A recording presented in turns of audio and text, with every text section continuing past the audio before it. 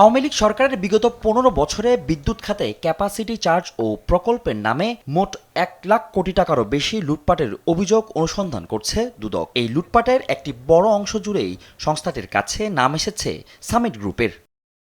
সংস্থাটির তথ্য বলছে, সিঙ্গাপুর ভিত্তিক প্রতিষ্ঠান পাওয়ার ইন্টারন্যাশনাল পিটিই এর অনুকূলে অন্তত ১৫০০ কোটি টাকা পাচার করা হয়েছে। এমন অবস্থায় দেশের বিদ্যুৎ খাতে লুটপাটের প্রকৃত তথ্য উদ্ঘাটনে বিদ্যুৎ উন্নয়ন বোর্ড ও বাংলাদেশ পেট্রোলিয়াম কর্পোরেশনে চিঠি দিয়েছে দুদক।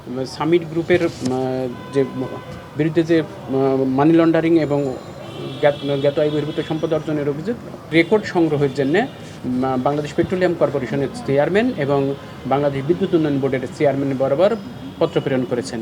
এদিকে সামিট গ্রুপের চেয়ারম্যান আজিজ খান ও তার স্ত্রী ও সন্তানদের নামে প্রাথমিকভাবে ৭০০ কোটি টাকার বেশি অবৈধ সম্পদের খোঁজ মিলায় সম্পদ বিবরণী নোটিশ জারি করতে যাচ্ছে সংস্থাটি। ঘুষ দুর্নীতির মাধ্যমে অবৈধ সম্পদ অর্জন এবং মানি লন্ডারিংয়ের অভিযোগ। আপনারা জানেন যে অনুসন্ধান পর্যায়ে সংশ্লিষ্ট সকল দপ্তর সংস্থাগুলোতে সংশ্লিষ্ট অভিযোগের বিষয়ে জানার জন্য আর রেকর্ডপত্র সংগ্রহ করা হয়। যৌথ টাস্কফোর্সের অধীনে থাকা সামিট গ্রুপের বিরুদ্ধে আরও একাধিক দুর্নীতির অনুসন্ধানে কাজ চলছে।